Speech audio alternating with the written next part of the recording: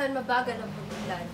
Pilipinas, lugar kung saan lahat ng mamahal, pati langis. Pilipinas, kung saan mabagal ang paglakas ng piso. Lugar kung saan maraming hindi nakakain ng Hershey's.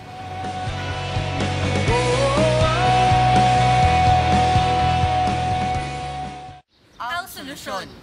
Pagsasaayos ng batas para makapasok ang maraming foreign investors.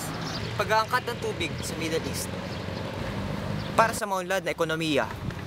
Para sa mababang presyo ng langis. Para sa mas murang Hershey's. Para sa mas malakas na piso.